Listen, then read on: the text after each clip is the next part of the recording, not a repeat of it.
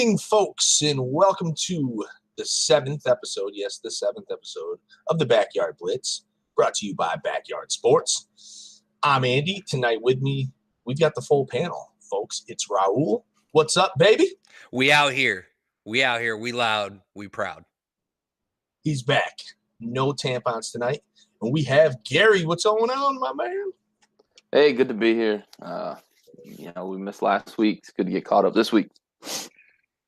All right, so we wanted to talk about the early assumed MVP race. I don't know who else you would have at this point, unless you live on a different planet, besides my boy, Irish Patty Nah, he's not Irish. I tried to claim him, though. I try to make people Irish. You know, it's like the Dave Chappelle when they have like the racial draft. It's like we're taking Patrick Mahomes. He doesn't look like he's Irish, but he's our dude. His name's Patrick, though. He's Patrick, and Irish Patty. It just works. So we've got Patrick Mahomes from the Chiefs. Essentially, I just want to call the guy a rookie. He's not a rookie, obviously. Having a phenomenal season, and then the other guy's Todd Gurley. Had that great campaign last year, and he's picked up right where he left off this season. Let's go to you first, Gary. Lead us into this a little bit, and then you can tell us where you're leaning. Yeah, we've got you're right. It's kind of two front runners and then the rest of the field. And then you look at the next couple are probably going to end up being the same guys we see all the time, right? Brady, Rodgers, maybe Breeze gets there because he's having a good year and he's setting records. And of course he's going to be in the news and that sort of thing. And don't sleep on Phillip Rivers out in LA. He's having a great year and they're 4-2. And if they can catch the Chiefs and win that division, he's going to get some consideration. But as it stands, we've got two clearly head and shoulders above the rest of the field. Todd Gurley's outscoring teams in the NFL. I mean, I saw the stat today, and I hate to do it to my Bills Mafia, family and friends back in upstate New York, but the Bills have 81 points. The Bills have 81 points on the season, and Todd Gurley has accounted for 88 points on the season. So he's outscored the entire Bills squad. He's got 14 touchdowns, and it was like 9 teams that he's got more offensive touchdowns from scrimmage than. And my, Redskins are one, and Raul's Cowboys are another. He's just killing it. He's killing it. He's unstoppable, it looks like. And if he keeps his pace up, it's going to be hard to take the award away from him. However, Mahomes is on fire, and he's putting up yardage. He's putting up touchdowns. One thing in 2 separate games that he didn't have great games against 2 teams that played against the Chiefs in man-to-man coverage, and not every team's got the defense to stick with them man-to-man, so he's not going to see it a lot. But teams, if they start to play that tight coverage, he did look like he struggled against the Jaguars, and he looked like he struggled against the Broncos, despite winning, both those games.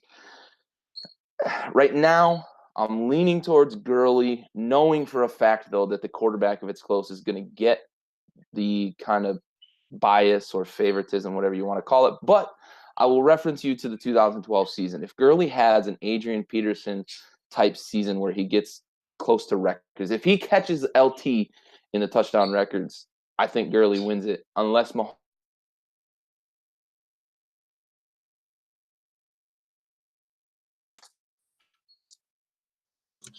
So, talking about Mahomes versus Gurley, and you said it, usually we lean towards the quarterback, but a lot of times we lean towards the sure thing, and Gurley's kind of become the sure thing over the past couple of years.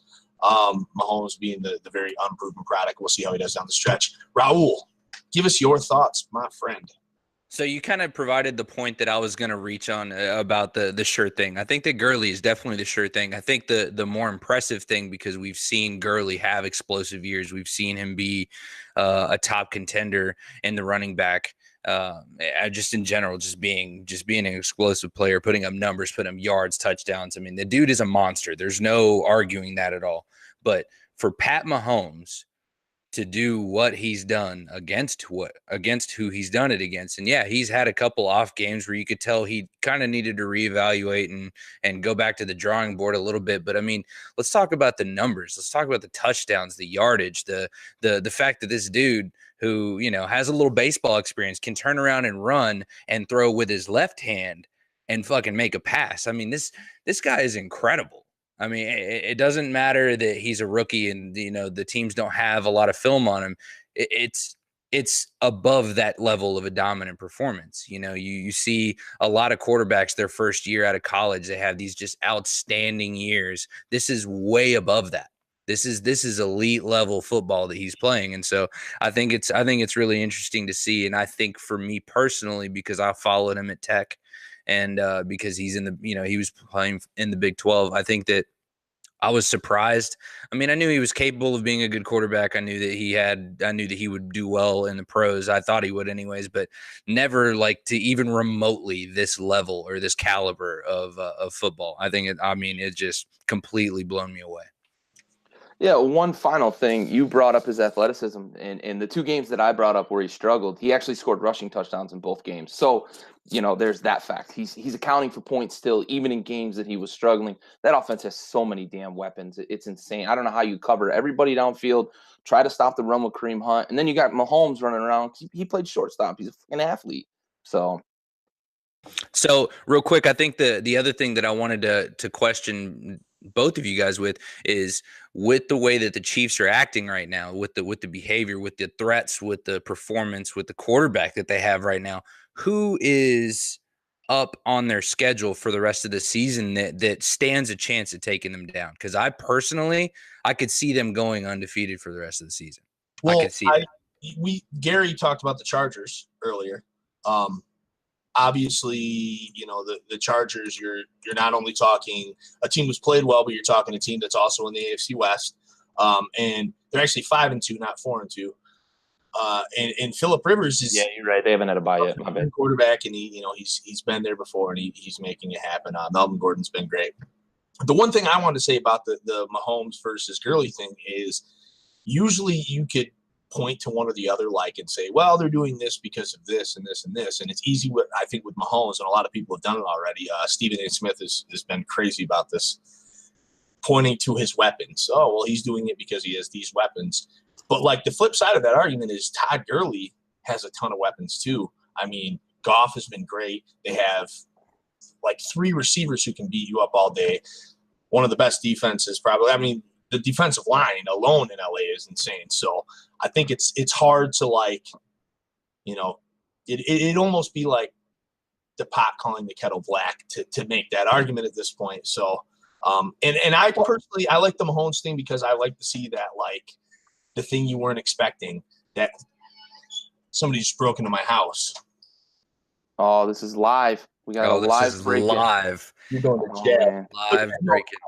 Back to my point, I like to see that unproven, that out of nowhere they get rid of Alex Smith and everybody's like, oh, Mahomes better be the guy, and it's really turned out very well.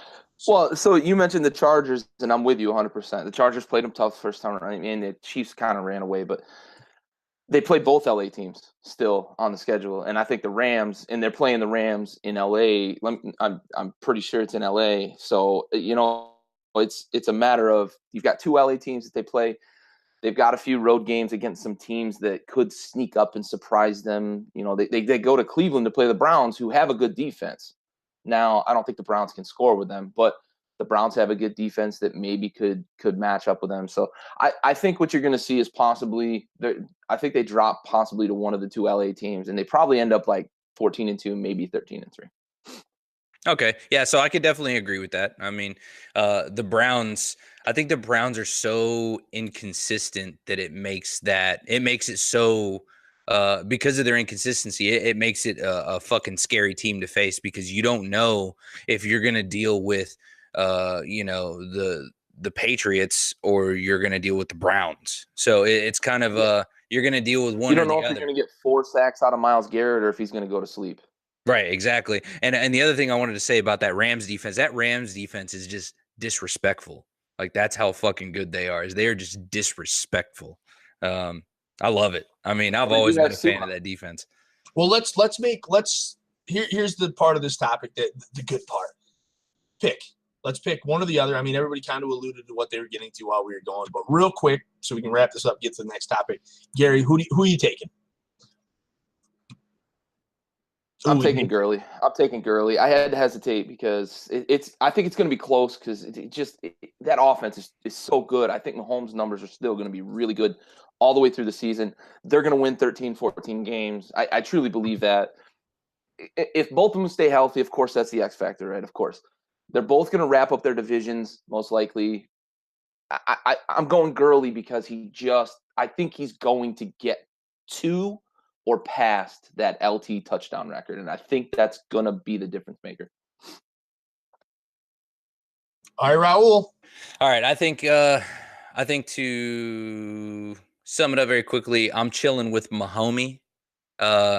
I think that he's going to be – I think that Gurley is a sure thing, and I think also the favoritism towards the quarterback is going to be the thing. And he's put up numbers and broken some records this year as well. So I think that he's going to be the MVP.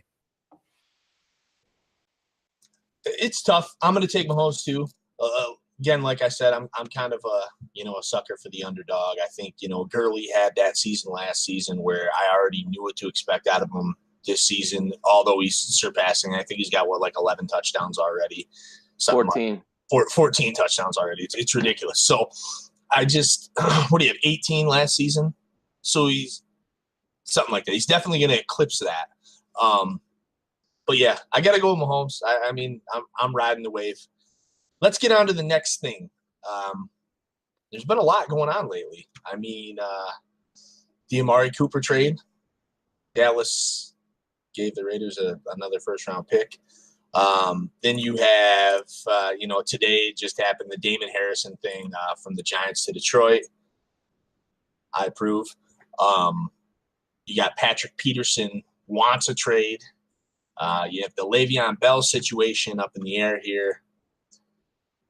Let's talk about the Amari Cooper thing because that seems to be the biggest topic among the trades that have happened thus far. Raul, you're our resident.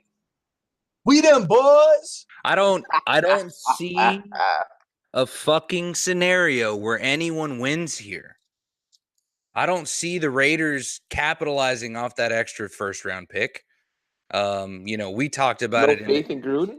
They should. Yeah, in theory. There's a lot of things that work out great in theory. Gruden is not one of those things. And so that's a good point. Yeah. So the other thing on that, and actually, Gary, I believe you touched on it whenever we were talking about it this week, was that the chemistry between the type of receiver that Amari Cooper is and the type of quarterback and the type of offense that the Cowboys run are not even in the same fucking solar system. It's not. I think that there's way too much glamour around the name. The Cowboys Nation is all pumped about this, but it's the name. And to me, I think that name in general is lackluster, but his style is not. I mean, first of all, I think we need to look towards focusing or investing into a quarterback because Dak is not the answer, and he hasn't been, and he won't be. And so, I'm, just saying, Baker, if you want to stop and leave Cleveland, let me know. Holla at me. But I don't see this working out, and I'm not a fan of either side of that for Oakland or Dallas. Yeah, I mean, from Oakland's perspective, they get a first round. Let me walk you in first. God damn. Fuck. All right. Do what you want. But yeah, no, I mean, weigh in. Give us the Amari rundown here because I know that everybody's like polarized with this. I'll make it quick. Raul hit a lot of the points, right? I don't think he fits the system, and Dak, I don't even know what system Dak fits, honestly. He's not a Russell Wilson where you can just let him go freelance. He's not Aaron Rodgers where you can let him just kind of take control of the offense and just call plays and he's going to make them work. He's not a timing-based quarterback because he's not accurate enough. And Amari Cooper is, and I said this in the conversation the group chat, he's a route runner who wins based off timing of routes, and that's why him and Derek Carr have had success because Derek Carr is accurate enough to be able to make those throws. I'm surprised that Gruden let him go because Gruden's offense is based off timing and routes combinations and stuff like that. But I mean, if a guy who runs that type of offense is willing to let him get out of town, I feel like the Cowboys got fleeced here. Honestly, I really do. Whether or not the Raiders win with this first round pick, whether they get somebody who helps them for the next 5-10 years, I still think the Cowboys got fleeced because they lost that first round pick. So maybe there's no winners here, but there's a definite loser in my mind, and it's the Cowboys. Oh, 100%. 100% the Cowboys are definitely at the disadvantage on this one. And the best way I've ever been able to define Dak Prescott is that he's kind of a jack of all trades if that jack of all trades had a short in his wiring, because sometimes he is kind of a Russell Wilson. Sometimes he is more of a Cam Newton. Sometimes he's more of like a being comfortable in the pocket and passing. Sometimes. But he is inconsistent in every single style of being a quarterback. And you saw that at Mississippi State too. So it's not something that he's just developed in the pros. He was inconsistent in college too. And so I don't know. I'm not sold. So here's something to touch a little bit on kind of what both of you were saying. Do the Raiders win despite whatever happens if they make something happen with one of those first-round picks? So, like, because what are they going to have? 3 first-round picks now in 19? So if they hit on one of those picks, does everybody immediately forget which pick was which and how they got it if they nail it down? I think they got to hit 2. I think for everybody to forget that they traded away the best pass rusher in football. I mean, yeah, but we're not talking about the best. I'm not worried about that. I'm worried about like the Amari Cooper thing. Does anybody care if they land something really good in the draft? I think it gets emphasized if they miss on 2, because everybody's going to say you let go of the best pass rusher in football, you traded away your top wide receiver and got a first-round pick, and you made a great move, yet you whiffed in the first. And I'll give you an example: the Griffin trade with the Rams. The Rams whiffed on all of those picks that they got. I mean, none of those guys are on the team anymore. Tavon Austin is down in Dallas and not playing. Greg Robinson can't find a spot on a roster. Alec Ogletree got traded, yada, yada, yada, on down the line. They lost in that trade, but everybody, all they want to talk about is how the Redskins got fleeced for all these picks and blah, blah, blah. The Rams lost in that trade because they, for the longest time, struggled to find a quarterback, and they could have possibly found one in that draft. I don't know. I mean, the draft picks, unless you hit, are going to become a big deal. They are. So my thing with Amari Cooper is this, and it's real simple. I'm going to be quick. I think you guys probably laid everything out. My problem, because I have 2 of them. Well, it's really the same problem, but it's in 2 parts. One, I think Amari Cooper is the type of asset who's great when he has a quarterback that can make him better, a la Tom Brady, somebody like an Aaron Rodgers, something to that. And I think Dak is the same way in the sense that he could be very useful when he has a wide receiver who can make him a better quarterback. If you get a guy like a Hopkins or a Julio Jones or something like that, then you might see Dak's numbers all of a sudden, because those guys are freaks. And I think the same thing can be said about Amari with the correct quarterback. So I do feel like this is kind of an oil and vinegar thing, or oil and water thing, rather. Oil and vinegar is great, by the way. It's salad dressing. But yeah, it's weird. Let's get into, if there's no final thoughts on the Cooper thing. I know Raul's shaking his head because he just hates it. But no, I'm shaking my head simply because I don't think that I think that we could end up with Julio Jones or whoever the fuck. I mean, you could talk about the best receiver. You could talk about Megatron in his prime. It doesn't matter, in my opinion. I think what it comes down to is that Dak is a problem. Our offensive line is a problem. Travis Frederick not being in that game has killed Dak Prescott's any chance of like being comfortable in the pocket and being able to make somewhat good decisions. So I don't think that, I mean, yeah, no, I mean, it went from the biggest asset in football to a liability. Oh yeah, hands down. Okay, so let's kick into the next thing. The other trade that actually happened today, and that's Damon Snacks Harrison. He's probably my new favorite guy ever, just because I'm a Lions fan. And his nickname is Snacks. I mean, it doesn't really get any cooler than that. And I think the guy is close to like 350 pounds. I think I saw he weighs like 335 or something ridiculous. Something the Lions needed. I feel like it's funny, their numbers, Gary and I were talking about this earlier, their numbers are weird with the run game, but it's almost like they give up like a 60-yard rush every goddamn game. Happened against the Cowboys, happened last week against the Dolphins. It happens in the games they win, the games they lose, they give up a huge run. So that skews it a little bit, but they definitely needed a guy in the middle. I'm sick of arguing with you bonehead Lions fans on Twitter who think we need Patrick Peterson. Listen, I would love Patrick Peterson, okay?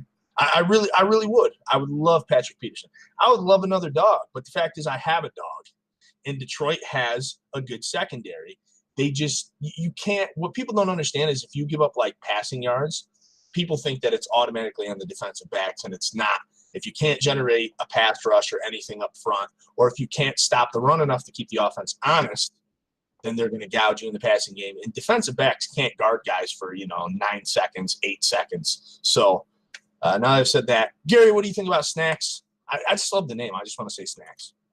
You guys won. You guys won this trade, and it's hands down. And you guys won because you knew the Giants didn't have leverage. They're trying to fire sale. They're trying to get rid of heavy cap hits.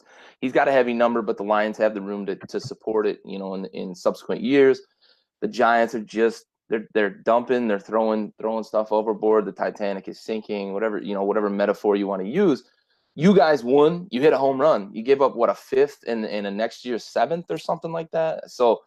To me, as looking at a GM, that's a home run, because not only you talk about the run game, yeah, he can clog that middle. He's a great run stuffer, but the dude can put pressure on the quarterback too. And you talked about the secondary a little bit with Patrick Peterson, and yeah, it'd be great to kind of bring that guy in. But if you can get pressure up front, it covers up a lot of secondary weaknesses. Look at and we talked about the Cowboys' offensive line being a liability now. The Redskins got pressure on Dak last week, and there were wide receivers running free down the field, but he couldn't get to them because pressure was on him. I think Snacks is going to give you guys that added dimension of being able to stuff the middle on the run, but also get to the quarterback. So to me, this is winning the trade deadline. All right, Raul, got anything to say about the best nickname? Not ever. I won't say ever, but a very good one. Arguably the best nickname in sports right now. It's pretty cool. I wish somebody called me Snacks. I've been called Snacks. I never liked it, but I didn't earn that. No, I earned it. So Snacks, first of all, I'm very surprised by how agile that gigantic son of a bitch is. However, I think the Giants took a massive L on this, and I get that they're trying to clear the cap space, but at the same time, I think they needed him more than Detroit did, and I think that they're fucking struggling, man. And so, the sinking ship was the metaphor I was going to use, but yeah, no, at this point, they're just trying to ditch anything they can, and they're, I feel comfortable being a Dallas fan right now because of what the Giants are doing this year. So, they would trade Eli for a pack of green gummy bears right now if they could. Yeah, I don't even know you can get green. I give the Giants a little bit of props here, just a little bit, because, while I think obviously Detroit will end up winning this, because Detroit's probably, they didn't start the greatest. They just got back to 3-3, probably in a position with the way that division's rolling to do something, even win the division at this point. But, if you're the Giants, you do have to think about this from a standpoint of not just what you're receiving in the picks, the fifth, and we talked about that future seventh, but being able to unload a guy who's killing the cap. And I think he's 30 years old. So, to that regard, I often say in basketball, like when a team trades a superstar and they trade him to a good team whose first rounder that they're giving back is kind of worthless, it's not necessarily about that first rounder you get. It's what your first rounder is now going to become. So, bottoming out. Yeah, in that aspect, they're not – Snacks isn't going to make them win. They're not winning because of him. I mean, they're already losing. So to be able to get out from under what he is, may help them. But, yeah, they're tragic. Eli Manning, you cannot spell elite without Eli. Ah! So let's kind of, the Patrick Peterson thing hasn't happened yet. We don't know if it will happen. I want to kind of kick it to Gary first because he wants to run away with this a little bit. But – give us some of the player names or some of the team names, including Peterson probably is a big headliner of this, maybe a Le'Veon Bell, that you're looking forward to as the deadline approaches in the NFL. Yeah, I think we're going to see an NBA / deadline right now. We've seen a handful of guys get dealt. Eli Apple got dealt too. Speaking of the Giants trying to bottom out, there's a bunch of names being floated in Oakland. Gary and Conley possibly being traded because he's kind of underperformed, underwhelmed, can't stay on the field, whatever. I think some of the bigger names you're going to see move, and I think I'm going to go back to Detroit with one of the ones that he always seems to be on the Super Bowl team, right? He's just been in the Super Bowl and won the last couple of years. And I think LeGarrette Blount is going to be on the move, and I think it's going to involve somebody in the secondary, and I think it's going to involve Philly trading somebody, possibly Jalen Mills, who's kind of on the outs in Philly. And this is me guessing completely. I got no inside knowledge and whatnot, but I think they're desperate for a hammerhead in the backfield, and I don't think they can go get Bell because they just don't have the cap space to get him. And they wouldn't be able to make enough moves to do it. So I think you could see LeGarrette Blount move from Detroit to Philly, and we could see one of those rare player-for-player swaps at the deadline.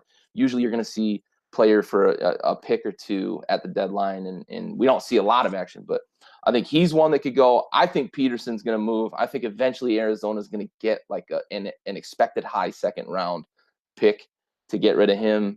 And don't sleep on Teddy Bridgewater moving from the Saints possibly to get maybe even more defensive help, because they just went and got Eli Apple.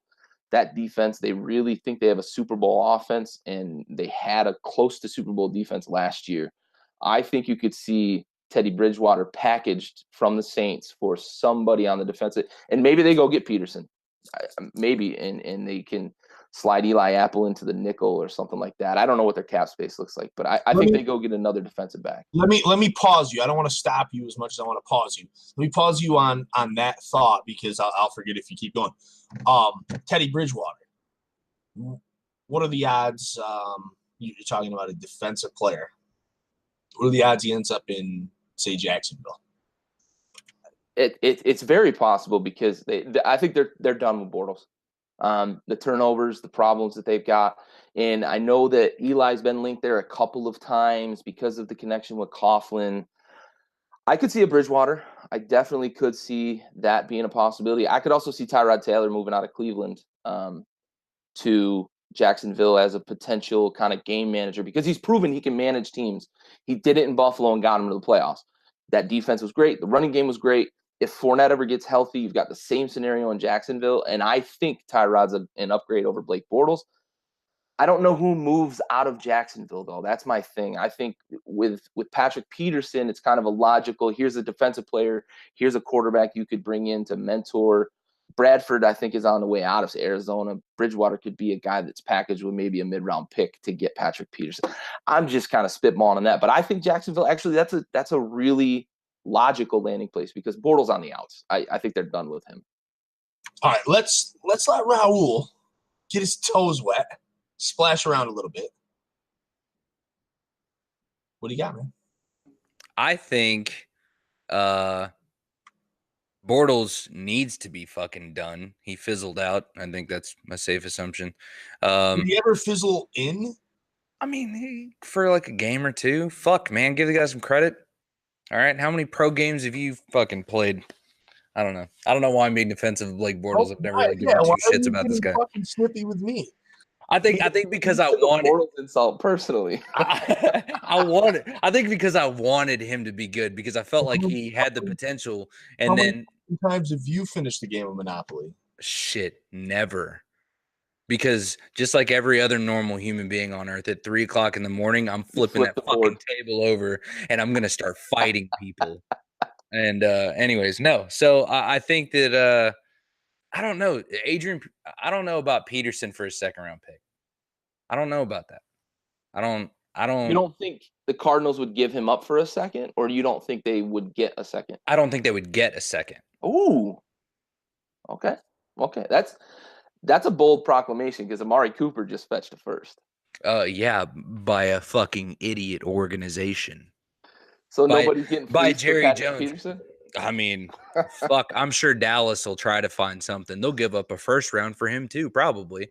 But I mean, realistically, I personally don't think that Peterson's worth it. I mean, shocking. I know that a lot of people don't like to hear that, but like, is a second round pick? I mean, especially you're talking about a second round pick and how much good can still be in the second round. And you're talking about Peterson, who, I mean, realistically speaking, is going to be good for how long? I mean, he's getting close to 30. So, I mean, it depends on how desperate somebody is for a Super Bowl run. I mean, that's what it boils down to. It's going to be one of these teams that thinks they've got a Super Bowl roster. How much do you trust? Some teams don't trust their fucking ability to draft.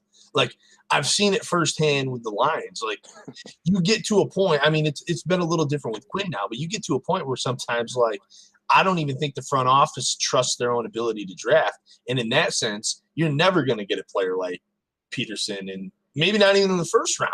It's like some teams are just so inept at drafting that. Look at Belichick. He always trades out of the first round because he sucks in the first round. Yeah, and that's the thing. Is because they're always on the cusp, or because he's afraid to look like an asshole. Oh. There's definitely a liability there being in the first round, but you know, I don't. He also hasn't missed in the first round. Well, he also hasn't had he also hasn't had like a good first round pick, like an actual like good pick, because he's always been at the very end.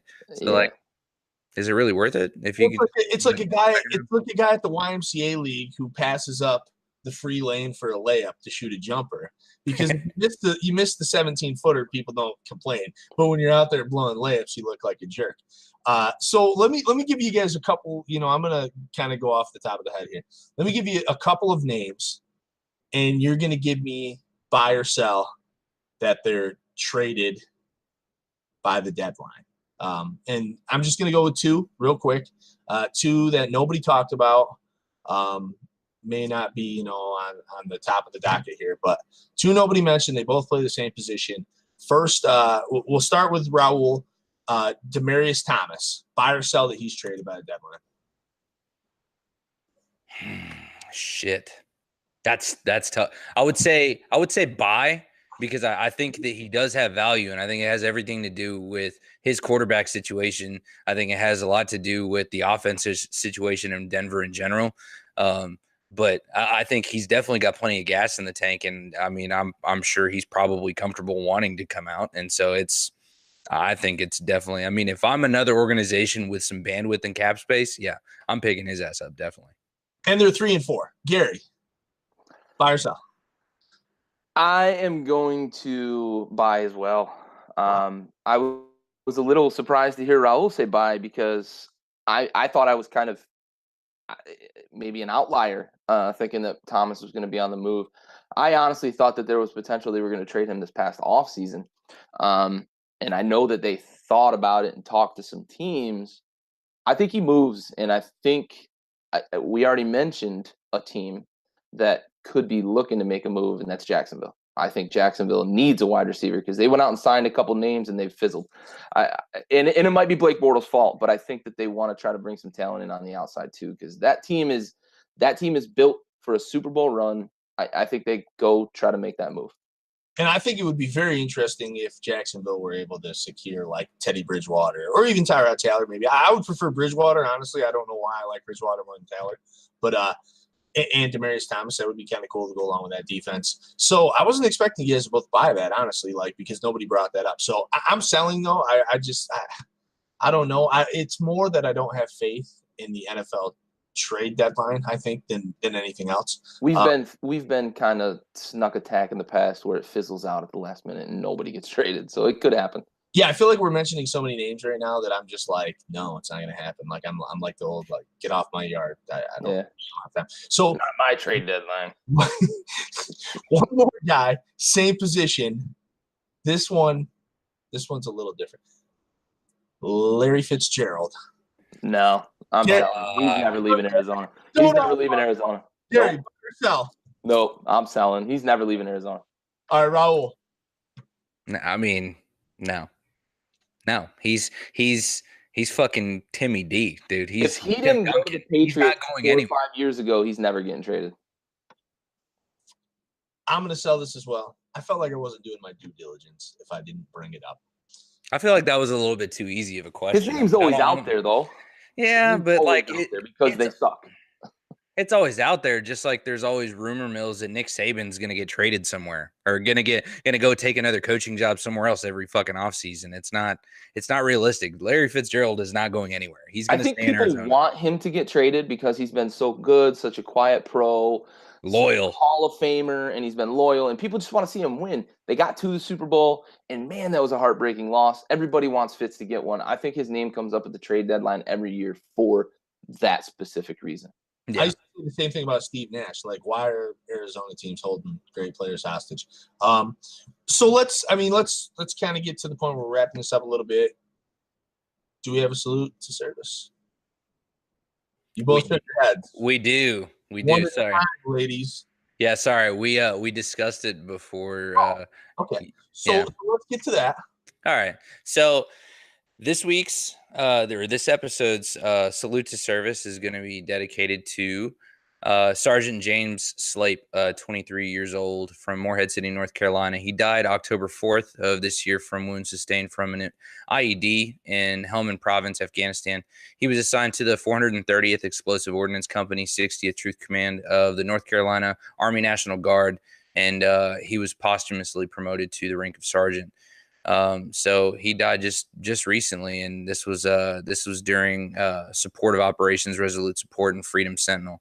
So this week, our toast is to you. We have the watch.